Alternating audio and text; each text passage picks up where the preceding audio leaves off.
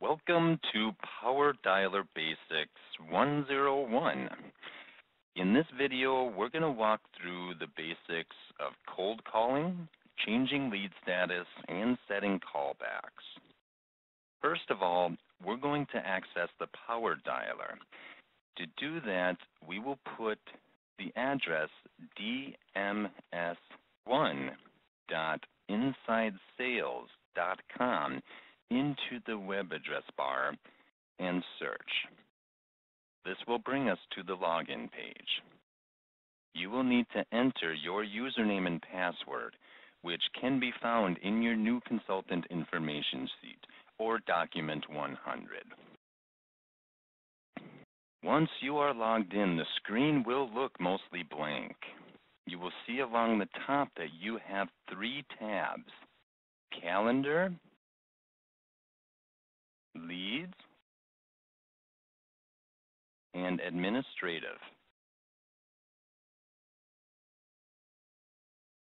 To launch the PowerDialer, which is a separate module that will come up in its own independent window, you need to go to the Administrative tab. On the left, you will see a list of options. You will also see a similar list on the right-hand side of the screen. These are the same links on each side. The only one that we will need for now is the outbound agent login. This will launch the PowerDialer for you. Behind, the CRM window is still active. You do want both windows running at the same time. There will be further training on the CRM, but for now, we will maximize the PowerDialer. Automatically, when the PowerDialer launches, the dialer settings window will be open. The station phone, this is the number that the system dials you to connect before dialing out to a lead. Before the system calls an outbound lead, it needs to connect with your phone first. Once it's connected with your phone, then it's able to place outbound calls on your behalf. You can change this number on a temporary basis if needed, and if you would like us to change the default, just let us know. Below that, you will see the outbound list.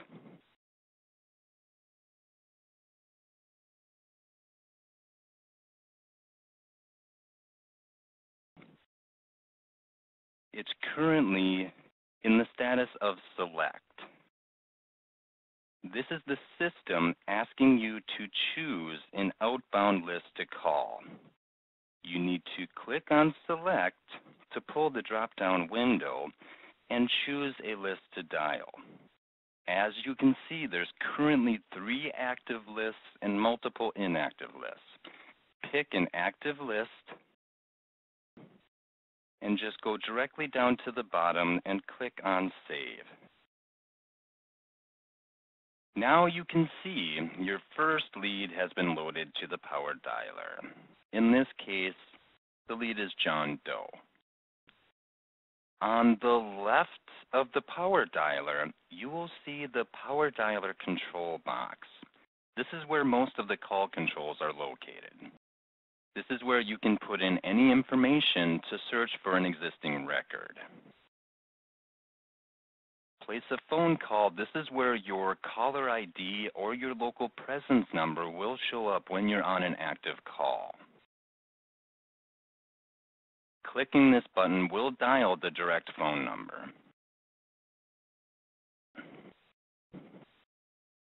The next call button disconnects the current call and automatically dials the next lead. Disconnect, very simply, disconnects the call. Redial will redial the number. Add event. This button will pull up the Add Calendar Event window. Send email. This will pull up the Send Email window with the information templates. The tick sheet pulls up a call report of daily activity on the dialer and CRM. The Save button will save any changes that you have made to this lead. Save and Next will save any changes you have made to this lead and cycle to the next lead without dialing. Skip does nothing but skip to the next lead. Makes no changes, only skips to the next lead. Leave voicemail is not currently used with our system. Below that, you'll see the Actions box. Some of these actions can be found in other locations on the page, but are also listed here. First of all, you see there's a Send Email. This will also pull up the email window with the information templates. Directly below that, set a callback. This will pull up the Set Callback window. There will be further training on setting callbacks in this video. Below that, View Pending Callbacks.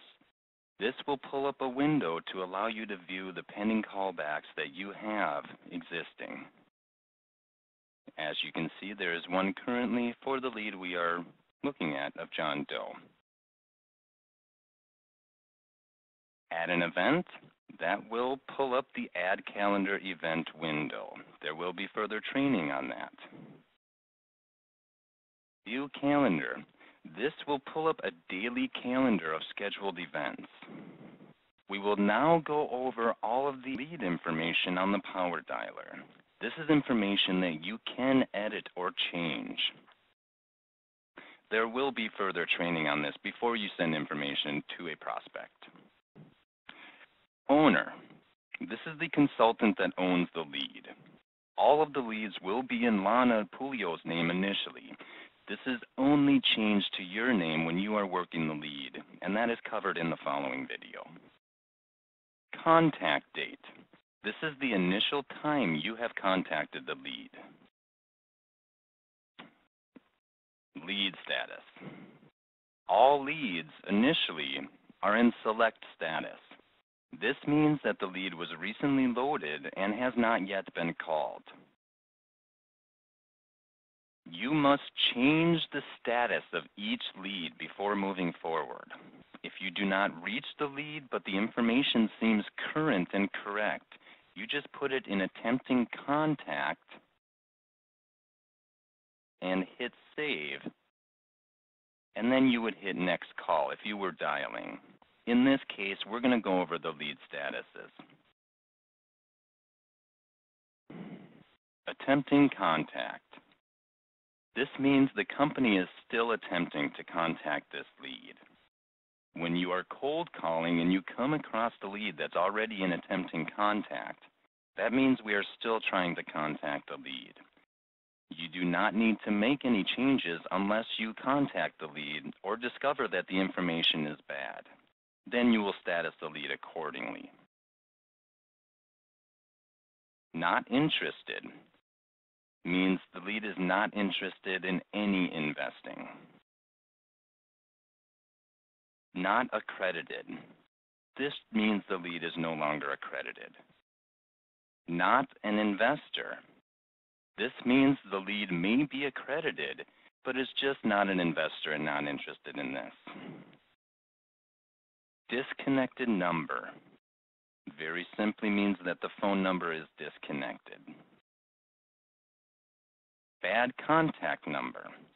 This means the phone number is in service, but it is bad information, whether it being not the right number for the lead or the wrong number altogether. Deceased. This lead is no longer living and has deceased. Duplicate. This means that the lead has more than one record in the system. AIG client means this lead is already an owner of one of our projects. Sent TEM email. This is one of the most commonly used statuses. This means that this lead has been emailed information on our client, the iMachine. Send TEM package. This means the lead has been sent a physical package on our project, the iMachine. TEM no email. This means the lead either does not have an email address or does not want to be sent information via email. TEM package recall. This means the lead has requested a physical package but needs to be requalified for whatever the reason may be. Close pending TEM. This means that this lead is ready to do documents on our project, the iMachine. Hot TEM. Hot is another word to gauge interest of the lead. Interested TEM, another word to gauge interest. Lukewarm TEM, again, to gauge interest. Nurture. This means that this lead needs nurturing. This is one of the statuses that does not get the weekly conference call invites. So if you have a lead that's very close and on the fence, and you don't want to send him an invite for next week's conference call, you can put him in the nurture status, and he will not be sent those invites. There will be further training on that in the future. There are 3 statuses that do not get the conference call invites. That would be close pending TEM, nurture, and TEM no email. We have TEM front dead. This means this lead was shown the iMachine but was no longer interested but may be open to other investments. TEM front not liquid. This means after being shown the iMachine, this lead had no liquid capital to invest. Lead source. This is what campaign or list this lead came from and the date that it was loaded. The campaign is the name of the list. On the right below contact date, you can see fields for Consultant 1 and Consultant 2. We have a number of consultants that will work with other consultants, and especially if you're new to this business and have never done this before, you would want to start off on the opening or the fronting side. That is where you make initial contact with the lead and then turn the lead over to another consultant to follow up. In that case, Consultant 1, who is the opener or fronter that introduces this lead to the company, would go here. The consultant that is following up with the lead will go in the Consultant 2 field, which is located here. The project referred section, this shows which of our projects this lead has been shown. For example, if we show John Doe the iMachine, we would put the iMachine on the right. There are arrows between the 2 windows to move the projects back and forth. Project invested is the project that this lead currently owns. So if this lead was an owner of the iMachine, you would see that the iMachine would be on the right. Again, you can navigate with the arrows in the center. First name, last name, phone number, mobile phone number, direct phone number, home phone number. The system will dial the direct phone number first when cold calling. So if you were to get, say, a cell phone or an additional contact number that would be used as the primary, you always want to put it in the direct phone. This is the best time to reach a lead, usually morning, afternoon, or evening. Be sure to put only one email in this field. Employment is information on the lead's employment. Type of business is the type of business this lead owns. Company name is the name of the lead's company. Personality style. This is for the type of personality of the lead, whether he be analytical, more of a driver, expressive, amiable. The current project shown is the project you are showing this lead. In this case, it would be the iMachine. Age, again, just gives you an idea of who you're talking to on the phone.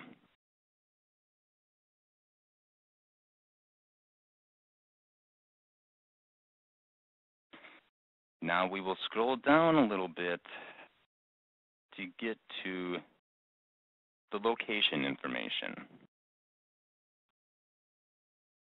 Here's the street address, the city, state, zip or postal code, the Zillow field. This is for residential or commercial home value. Net worth is the amount of the net worth of the lead, whether it be 1 million, 2 million, 2.5 million, be descriptive. Previous PP. This is whether this lead has participated with past private placements or private offerings. What kind? This is the type of private offering or private placements that this lead has participated with. Most common is oil and gas, but they do vary from movies to new technology. Be descriptive. Liquid amount. This is the amount of liquid capital this lead has available for this investment. Package sent. This is checked off when a physical package is actually sent. When we send a physical package, we put the outgoing FedEx tracking number here. We do also include a return label, which goes to the investor for them to return their check and documents back to us. The return tracking number goes here. Questions asked. This is any questions that were asked by the lead on the call.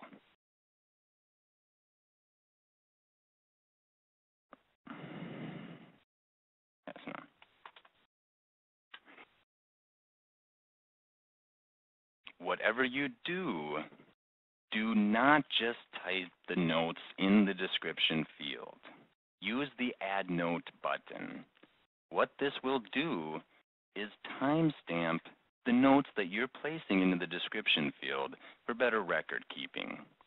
As you can see, I put the timestamp note in, and it does label the date and the time that it was called and the consultant that made the call. Here is the description field. This is where all your notes are placed from the Add Note button that we just went over. This is where you will put all general notes and updates. Be descriptive with your notes. If you ever are out and the company needs to follow up with that lead, we need all communications here to reference. This will also help if you happen to follow up with any leads from past consultants. Keep in mind, this system is set to cycle leads every 51 hours. What this means, once a lead is dialed, it is pulled from the rotation for at least 51 hours before it comes up to be called again. That equals 2 days and 3 hours. That will also rotate this lead for each time it's contacted will be at a different time of day. And we'll also try different parts of the day until we stop attempting to contact the lead. We will now talk about callbacks. Callbacks are only for cold calling. Callbacks are not for follow-up calls. A couple examples for callbacks would be if a lead was out of the office until next month, or maybe only comes in for an hour a day, or possibly maybe actually going through a divorce and his capital's tied up for a few months. None of those are solid appointments and could go to the next available consultant at the time to most benefit the company. If you're not at your station when that callback occurs, it will go to the next available consultant. Do not use callbacks on leads that you are working. In those cases, we will set events. There will be further training on that. In order to set the callback, we're going to come down to the left-hand side of the screen. As you can see in the Actions window, the second option down is Set Callback. When you hover your mouse over that, it will automatically launch the window. You can also click it. Then you need to choose a callback date.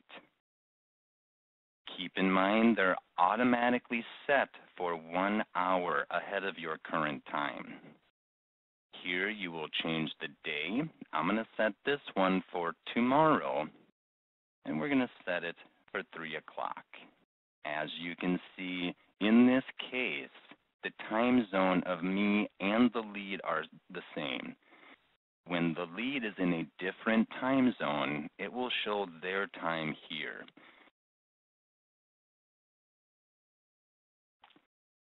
The subject line most of the time just stays blank. The subject of this is just a callback. The description, you can put any notes that you would like to help the consultant that would be following up with this lead. Completely optional. Once you have chosen the time and put notes in the description, you have to confirm by hitting the Set Callback at the bottom of the window. If you do not hit the Set Callback, the callback will not be set. You must confirm by hitting the Set Callback button at the bottom of the window. You can always check to make sure that you set the callback properly in View Pending Callbacks, which is located directly under the Set Callback option in the Actions window. You do have options for today, the next 7 days, and also even the next 30 days. There will be further training in the next video on editing the record prior to sending information. I hope you enjoyed.